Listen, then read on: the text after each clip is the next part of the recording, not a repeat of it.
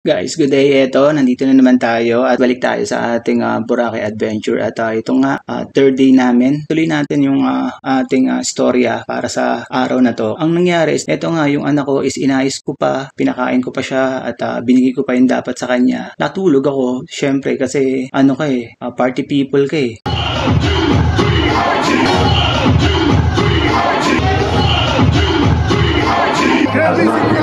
Yeah! Sa Boracay Island, yaman!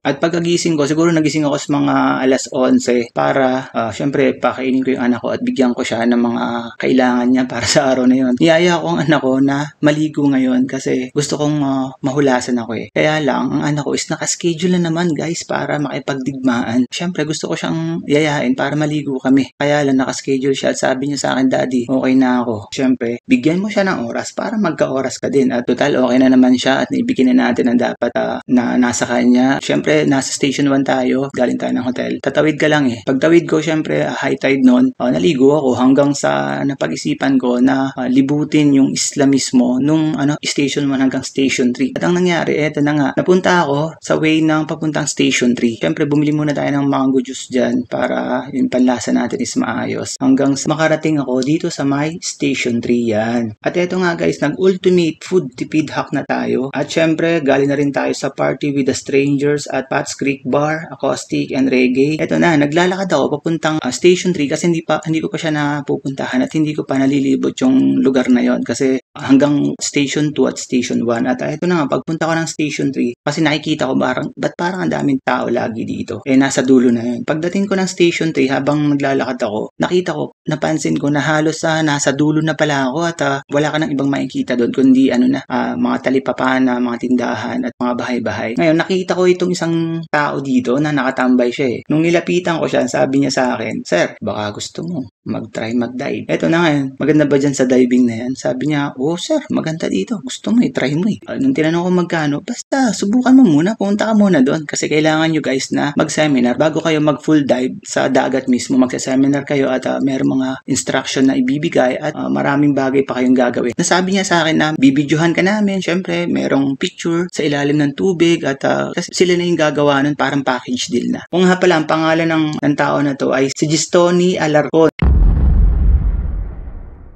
The Paradise Dive Center. Yun nga pala yung kanilang dive center. The Paradise Dive Center, guys. 1,000 nga pala ang binayad ko. Ang tunay na bayad dyan is 3,500. Kaya lang dahil bago pa lang nagbubukas at nagboom ang Boracay, bagsak presyo sila. At yun, napakaswerte, diba? At eto na, biglang may dumating na isang grupo sila. 11 sila, pang 12 ako. Parang ako lang yung sinama dun sa grupo na yun kasi isang family sila. Ang alam ko, taga Rizal sila, guys. Tulungan nyo akong maparating sa kanila ang video na to para makuha ko din yung mga pictures na nasa kanila kasi ako lang yung may video nung seminar kasi wala silang dalang gamit din. At syempre ang video na ibibigay sa'yo is underwater lang yung mismong dive center. Ako, meron akong gamit na nakasuot sa katawan ko is ito nga yung GoPro.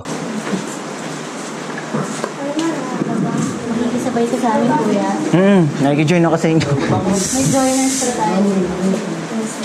At ito, sure matutuwa silang makita ito. Makita ko rin yung mga group photos namin. Kahit alam ko na ako lang mag-isa, naki-join lang kasi ako eh. At for sure, para makita din nila yung mga video na nasa akin at makuha ko din yung group photos na nasa kanila. Itong tinatawag na join the club talaga. Mahaba yung seminar, napakatindi ng mga binigay sa amin at ito yung nangyari sa araw na yon. At na-meet ko sila, syempre cool itong mga bata na to. At ito nga guys, natapos na yung seminar at sobrang bilis ni Kuya, ni Dive Master Kuya, kasi lahat ng mga kailangan yung maintindihan, i-feed niya sa inyo ng ilang minuto lang. Then after nun is ite-train na kayo or magkakaroon na kayo ng isang trial sa tabing dagat. Ma'am, isang group picture muna. Tapos papantayan ko ito mga ma'am, kaya na tayo tapos eh. Ma'am, doon muna kayo po. Lahat na. Para isang picture. Last picture. Pwede ba akong sumama sa inyo? Dito, sa gilid. Pag ganun, kuya, para kasama ako. 1, 2,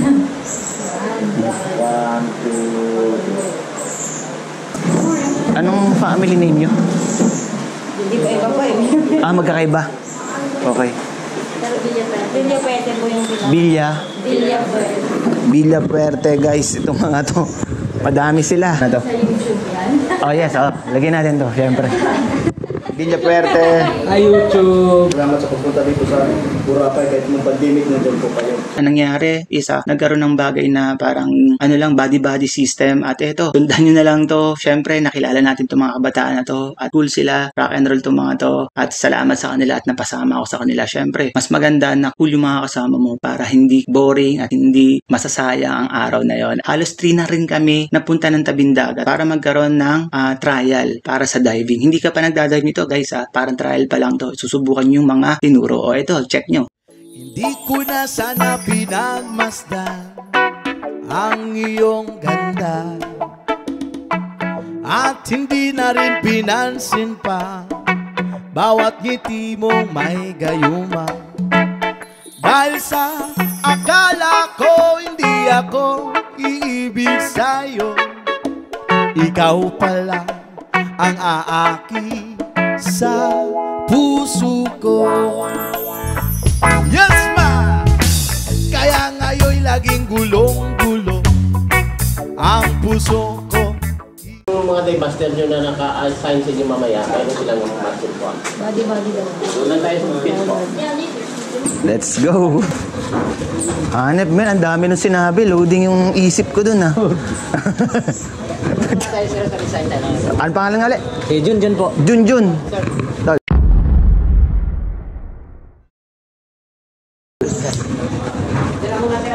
Oh. Arr! Eto, magdadive tayong araw na to.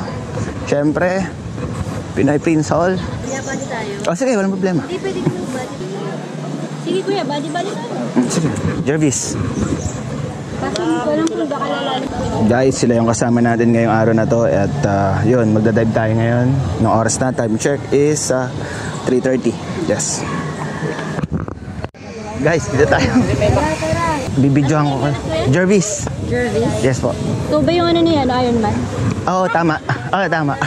Kaya ngayon laging gulong-gulo ang puso ko isipa. Araw-gabi ay pangarap ka at sa tuwin ay nababalisa. Dahil ba ang puso ko'y labis na umiibig sa'yo. Excited, man. Anong pangalan? MB Wales, no? King Wales. King Wales. Steady na tayo dito. Hanggang kailan matitiis ilim ang pag-ibig ko?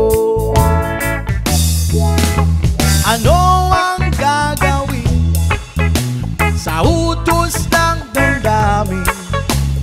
Para bang agin na kay hirap pigilin? Sana'y unawain ang puso sa'yo'y balik. Nais kong malaman mo na iniibig kita. Oh yeah. Hindi ko na sana pinagmasdan ang iyong ganda at hindi na rin pinansin pa bawat ngiti mong may gayuma. Dahil sa akala ko hindi ako iibig sa'yo, ikaw pala ang aaki sa puso ko. Ano ang gagawin sa utos ng damdamin?